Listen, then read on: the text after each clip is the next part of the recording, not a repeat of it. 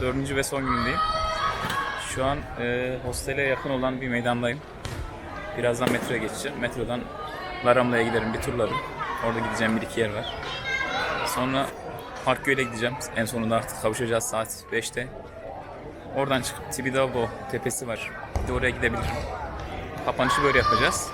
Çok güzel bir meydan burası. Şu an çocuklar top falan oynuyor, şöyle göstereyim. Çocuklar oyun oynuyor, aileler oturmuş. Böyle değişik bir akustiği var burada. Milletin sohbeti sürekli kulağımda şu an. Hostelime yakın bir bölge burası. Biraz hava sıcaklığını yitirsin de öyle çıkayım diye bekledim açıkçası. Bugün biraz dinlendim. 3 gündür epey yürüyorum. Dolayısıyla bugün biraz daha böyle hafif tempoda geçirmeyi düşünüyorum. Çünkü yarın ve ondan sonraki gün 2 gün Granada'da olacağım. Hayallerime kavuşmak üzereyim. Elhamra Sarayı beni bekliyor inşallah. Oraya yorgun çıkamam. Şimdilik böyle.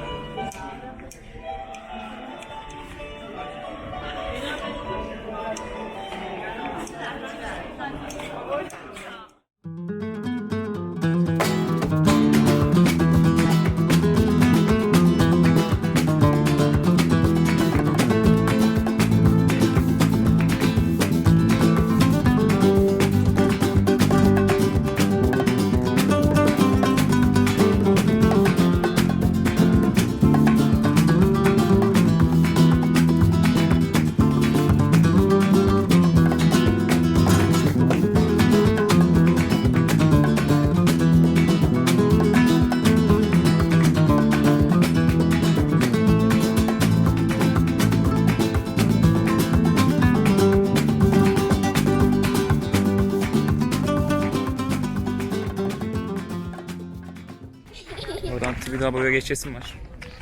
Orası da neresi? Sırf Barcelona'yı tepeden göreceğim diye epey yol çekeceğim ama bakalım. Son günüm, deneyeceğim. Birazdan mümkün olduğunca hostele erken gitmeye çalışacağım. Çünkü yarın saat 5'te metroya binmem lazım. 5-6 arası. Yoksa uçağı kaçırırsam plan mahvolur. Elhamra hayalim suya düşer. O yüzden erken uyanmam lazım. Buraya geldim ama şuradan bir çıkış. Aslında burası yarım kalmış. 2 tane ev yapalımmış herhalde Gaudi.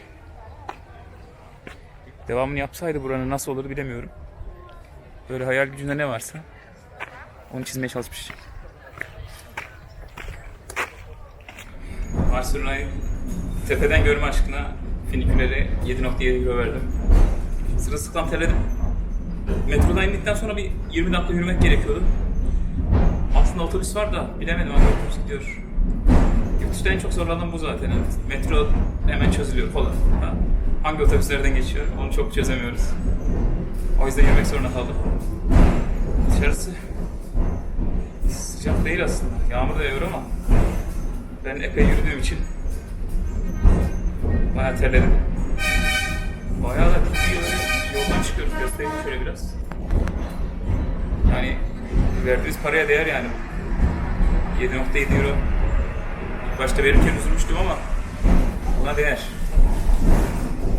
Buraya nasıl çıkacağız başka? Şurada bir yol var sanki. Orada köprü var. İnsanlar falan var. Demek ki ya yol da var ama yani çıkabilen helal olsun. Bir şey yokmuş ama sana.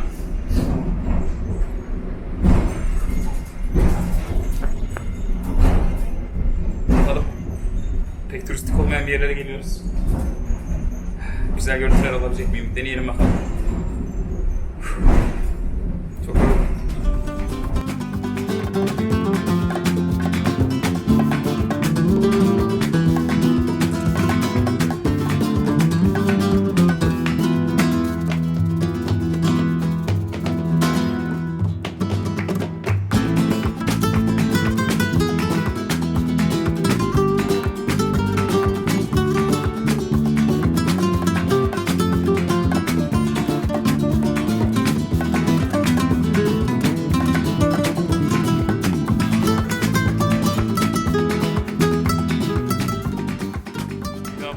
olur dedim. Hırs yaptım. Sonunda başardık. Tepedeyim. Güzel bir Barcelona manzarası var. Herhalde en yüksekten gördüğümüz yer burasıdır Barcelona'yı. Burada ortam gayet iyi. Tepede bir kilise var. Kilisenin alt tarafına doğru da bir Luna Park kondurmuşlar. İnsanlar eğleniyor. Ben biraz manzara peşindeyim. Aslında manzara yerine şu arkamdaki dönme dolabı çekip duruyorum. Gayet de güzel görüntü oluşturur o benim için. Bir time lapse falan yapabilirim. Burada fazla oyalanmayacağım bu sefer. Barcelona manzarasına biraz bakacağım. Işıklar bir yansın şehirde. Ona baktıktan sonra aşağı doğru diye düşünüyorum. Yarın Granada'da olacağım inşallah. Uçağı kaçırmamam lazım. Kaçırsak B planımız yok. Ve asıl macera bence Endülüs'te başlayacak. Çünkü burada 4 gün geçirdim. Kolaydı. Ama bundan sonra 2 gün Granada, 1 gün Malaga, 1 gün Cordoba, 2 gün Sevilla. O 2 gün Sevilla dediğimin bir gecesi Tarifa. Oradan Afrika. Fas'ı gezmeye planlarım var. Biraz zorlayacak. O yüzden planda sapma olmaması lazım. Şu dönme dolabı çekmek için bakın kaç kişiyiz. Şu an yağmur başlamak üzere. Herkes toz oldu. Göstereyim. Ben de hemen yanlarına yer aldım. 3-4 kişiyiz. Gösterebiliyor muyum acaba? Herkes makineyi kurdu. Bizden başka manyak yok. 3-5 kişi var fotoğraf çekinen. Bakalım hava biraz bozdu ama deneyeceğiz. 4. günde bitirmiş oldum. Güneşi ilk defa batırdım, arkada görüyorum. Tabii çok yükseğe çıktık. Şu dönme dolaba binemedim, içimde kaldı. Şu an çok kötü yağmur başladığı için maalesef binemedim. Şimdi giderim, eşyaları sabah toplamıştım. Hostelden bayağı geç çıktım zaten, onları topladım, düzenledim falan. Bir iki internete takılayım, sonra yatarım. Granada yolcusu kalmasın.